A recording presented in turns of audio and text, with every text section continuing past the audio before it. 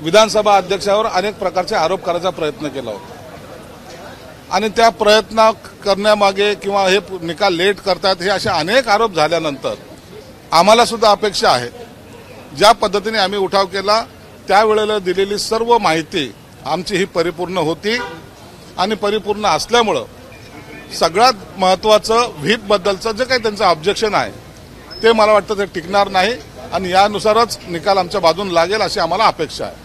खरं तर मॅच फिक्सिंगचा आरोप आणला होऊ दे ना एकदाच, काय ते दूध का दूध पाणी का पाणी, त्याच्यावर जनतेला कळेल काय या देशामध्ये न्याय व्यवस्थेवर आमचा विश्वास आहे। परंतु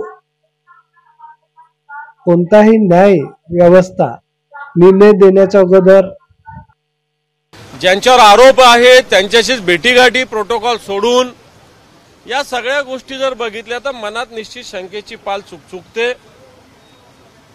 पण तो पाल चुकचुकत जरी असली तरी न्यायाची अपेक्षा आहेच। आता काही जण सांगतायत की आम्ही बिनधास्त आहोत, वाटतं कधी कधी न्याय भेटत असताना दोन्ही बाजूला साशंकता असली पाहिजे, परंतु एक बाजू इथं बिनधास्त आहे। याचाच अर्थ न्याय काय देणार हे बाहेर फुटलेलं आहे की काय, अशा प्रकारची शंका जनतेच्या मनात निश्चित आहे, ती आमच्याही मनात आहे। आज 16 अपात्र आमदारांचा निकाल लागणार आहे। थोड्या वेळात आपल्या सोबत आमदार शहाजी बापू पाटील आहेत। बापू, आज निकाल आहे थोड्या वेळानं, काय टेन्शन बिन्शन? कोणत्याही प्रकारचं टेन्शन नाही, कुठल्याही प्रकारात दबाव नाही, कारण शिवसेना पक्षात कोणतीही फूट पडली नाही, बंड झालं नाही, त्यामुळं पक्ष एकसंघ राहिलेला आहे।